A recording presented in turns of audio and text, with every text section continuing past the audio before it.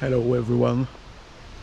There is nothing like the cool breeze of late summer in Scandinavia. This is a special, very special time. I'm a September kid, and though I wasn't born in Europe and certainly not in Sweden, but September is a very special time for me, and we're approaching September, and this is, you can feel it in the air. You can feel it in the air when you're up here. This cool breeze and a very special light. The sun starts to shine in a different way, and it's very interesting that the sunlight can have such different shades and intensities, softness or hardness depending on the season. And that's one of my favorite times of the year here in Sweden. It's late summer and early fall. I think it's magic, and it also happens to be the time around which I was born. So I'm really enjoying this. This is just läckert, as we say in Swedish. Another thing that's läckert is the fact that the UFC light heavyweight, middleweight belt is still held by an African champion, Dricus du Plessis. And I wanted to talk a little bit about this. I don't really like to react to things, à chaud, like we say in French, spontaneously, when it's still hot and a lot of emotions are still floating in the air. A lot of hype. Let's jump. But I like to do it when the dust has settled. And that's why I waited until this Monday to talk about this saga between those two fierce African warriors with regards to first and foremost the beef, which I look at as myself, a born and bred African, as something that didn't need to happen. And I blame Israel for making it about race and ethnicity. I understand, listen, the story of South Africa is complicated, just like the story of every African country. We're not homogeneous people. We are very, very diverse in our ethnic composition. And there are thousands of ethnicities in Africa. And I consider the white South African, English or Dutch, to be one of them, with their own particularities, with their own history, but I don't consider them less African than any other ethnicity of African, whether it's been Bambara or Tutsi or Hutu or Peul or Sarakole or anything you can find on our continent. Therefore, for me, Dricus du Plessis, this fantastically strong and courageous fighter, brave, represents the spirit of Africa in his own way. And I think he represents both us, the whites, and everybody else born and bred on this continent, or a fantastic continent of Africa. So Easy, no, you didn't need to make that about race, seriously. I was disappointed in Easy on this. I think Israel Adesanya made a mistake trying to create a beef that didn't have to exist. Now, why did he do this? Here's my 2 cents about where he is, where he's at when it comes to his career. Israel is a fantastic fighter. I'm a fan, and he's been in the game a long time. People forget that he's 35 years old, and he's been fighting in a very intensive way. Those last couple of years, he's been one of the most active champions of his time, and he's been making a lot of money. He's been the center of attention. He's been on social media. He's a star. He's a real star, and he's only human. We forget this. And I've been following martial arts for a long time. Boxing, kickboxing, Muay Thai, for decades, since I was a kid. And I see the same tropes repeating. no one is invincible and no one is invulnerable, whether it's be in the ring or outside of it. And I think that though his skill is still very sharp and very good, his best days are behind him.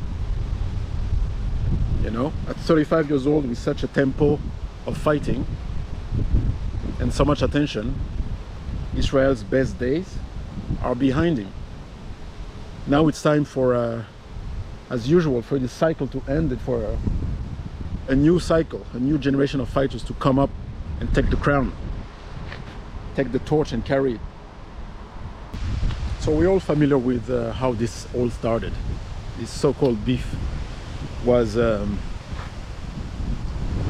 Dricus making a statement during one of his early press conferences in the UFC by stating that basically making an allusion to the fact that who were at the time called the three African kings weren't living in Africa. So Francis Ngannou, Kamaru Usman and Israel Adesanya, who were both champions, were living outside of Africa and training outside of Africa, which was true. And he mentioned the fact that was he to become champion, he will take the belt back to Africa and be a real African champion by breathing African air, as he said, and training on the African soil, on the African continent. But never at any point did Dricus made any allusion or stated that any of Kamaru Usman, Israel Adesanya or Francis Ngannou weren't real Africans. Okay? And this is where the misunderstanding and that mishap happened. And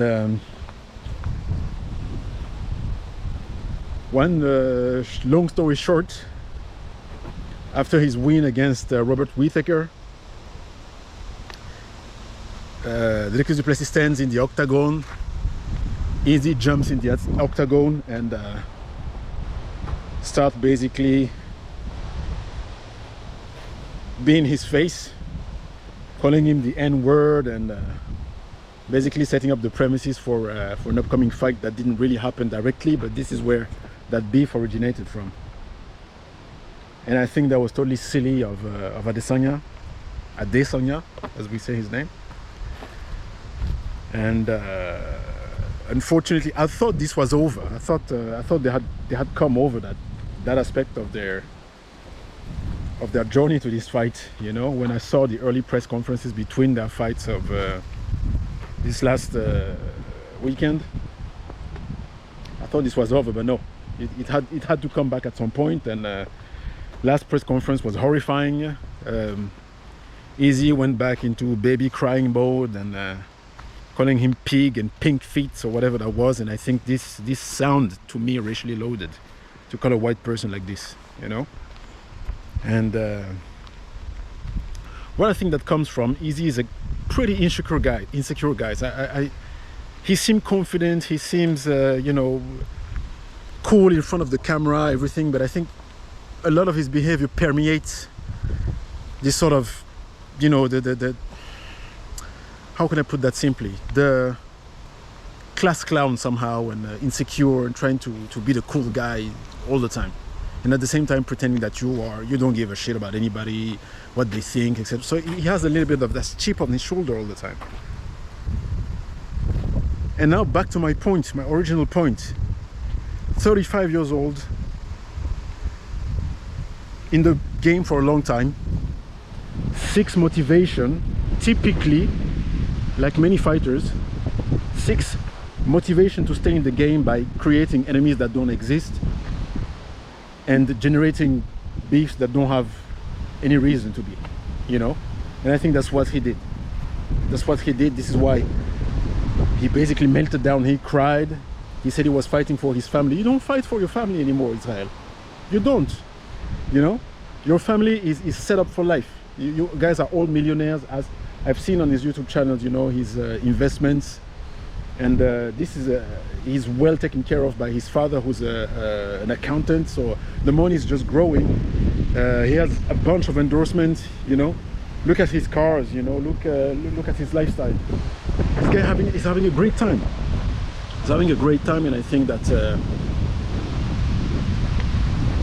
this is a dangerous blood sport game, and to stay in there you need sometimes to create demons that you don't necessarily have, you know. And I think this is what he did.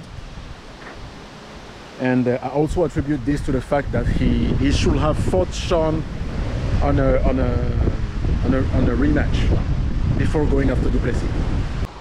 So this is something that I remember Ronda Rousey also suffered from towards before her fall, notoriously, that she was trying to create demons and enemies out of her adversaries, and just to stay motivated to fight them. And I'm afraid that Izzy might be in such a stage, you know. So anyways, like I said, he's been a great champion. He's still a great fighter. He's a very entertaining guy. He's a guy that will always be grateful for, and I don't take any credit from him, but I just wanted to take some time to talk about this, and we can all agree that we wish the best for Israel, but also I would like to stake my congratulations to Dricus du Plessis, to South Africa, you know, for providing another African champion for us. And that's all I had to share, and I see you guys in the next video. Bye bye.